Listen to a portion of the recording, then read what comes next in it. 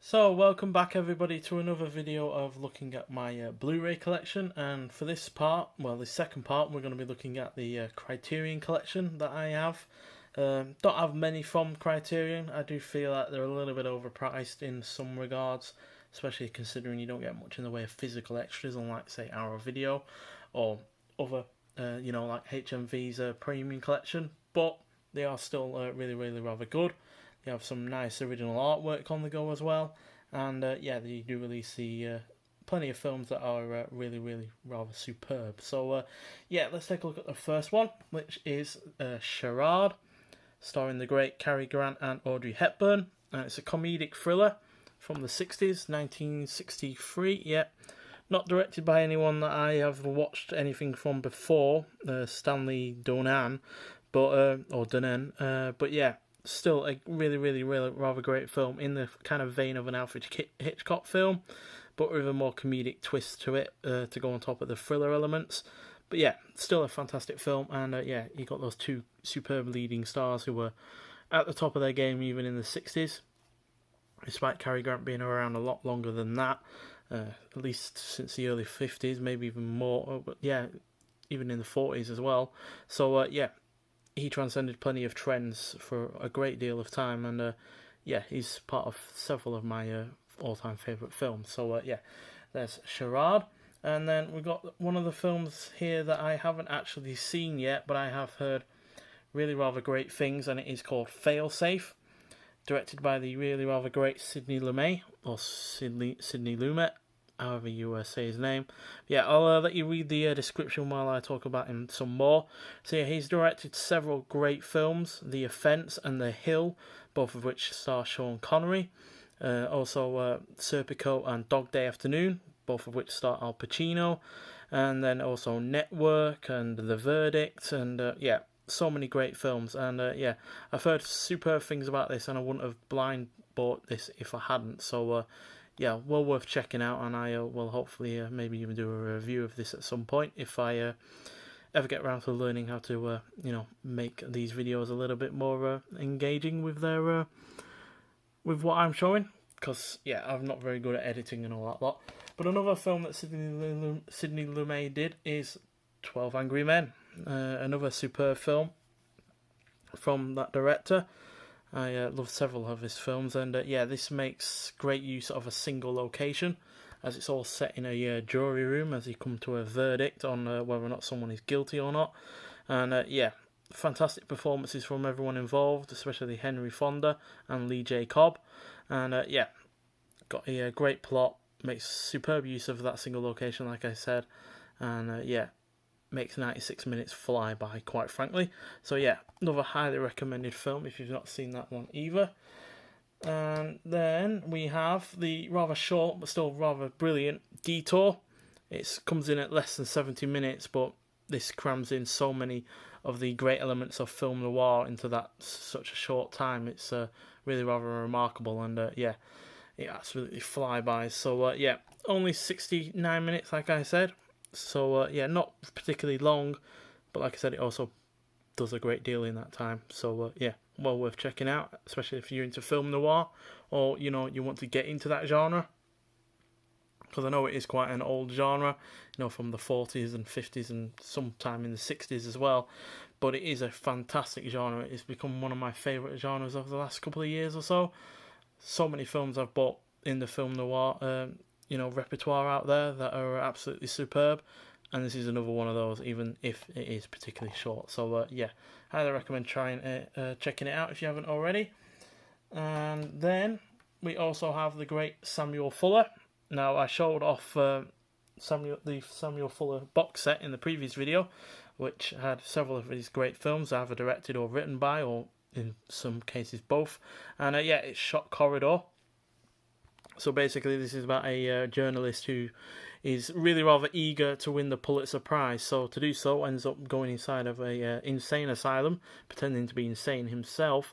Also, he can gain a confession from a witness who has witnessed a murder inside the mental asylum. But he ends up becoming a little bit insane himself, unfortunately, which yeah, makes this really, really rather good, because you're trying to work out whether or not what he's seeing is the truth or not, while also hoping that he can make it out of there with the truth itself, even if he is a little bit of a unlikable character, because he's obviously only doing this to further his own career. He's not doing it for any justice or anything like that. He's just purely doing it out of selfish reasons. But yeah, it's a superb film, and another cracker from Samuel Fuller, who directed and wrote this. I think he did.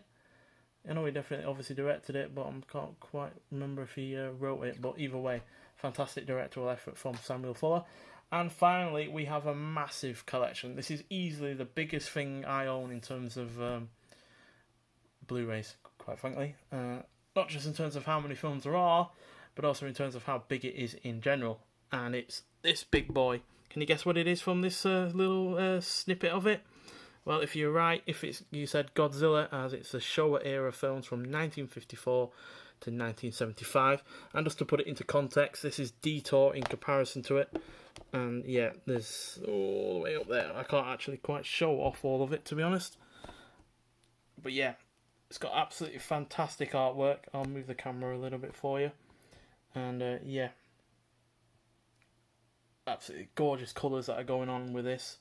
And yeah, at the end of the day, you've got 15 films to choose from. Now granted, I don't like all of the films in this.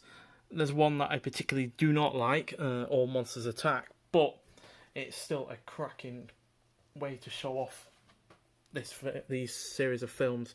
It's got superb artwork that I'm trying to show off. Yeah, beautiful colours. I love the pink and the blues that are going on together. And each film has its own little bit of writing against it, as well as an introduction to the series overall, as I will show you in a second. So yeah, this is the first film.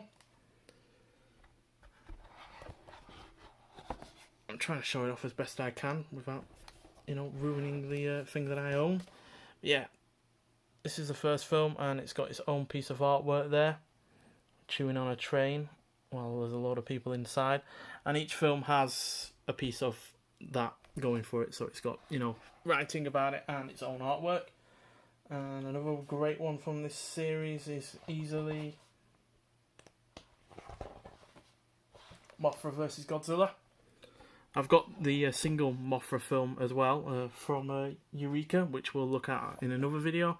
But yeah, this is a superb film.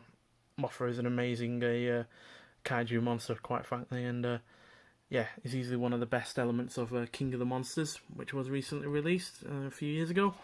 So yeah, and then all films are in the back on disc, as you can see.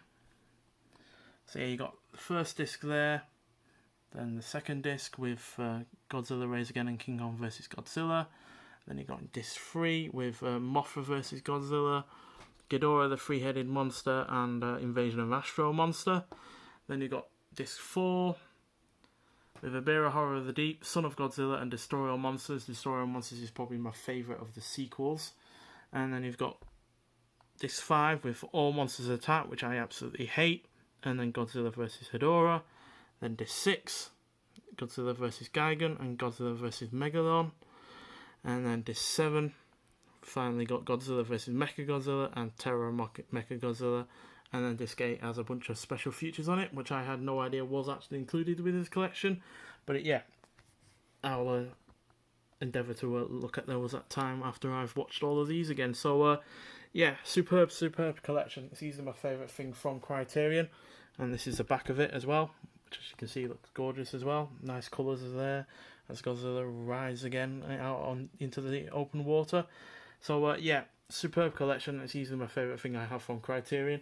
I do really like the films I have seen from Criterion that I also own, and I'm sure Failsafe will be also as equally great as the rest of them. But yeah, this Godzilla collection that is easily my favourite. Not just because there's several great films in the first 15 that are going for it, but also because of the way it's packaged. And yeah, it wasn't particularly cheap. It cost £150, but it's well worth it for all of the artwork, all of the writings inside of it, the fact it looks superb when it's out on my shelf. And yeah, because at the end of the day, you can't find many of these films on Blu-ray. I think the only ones you can are the Godzilla and King Kong vs. Godzilla. The rest, yeah, you're probably still going to find on Blu-ray with any ease. So, yeah, there we go. Not a particularly long video because obviously I don't have all that many from Criterion. Like I said, I do find them a little bit on the expensive side in some cases, but yeah, they're still well worth buying, especially if they can't find those films anywhere else on a as good a quality Blu-ray. Nonetheless, thanks for watching, and I'll see you in the next one. Bye.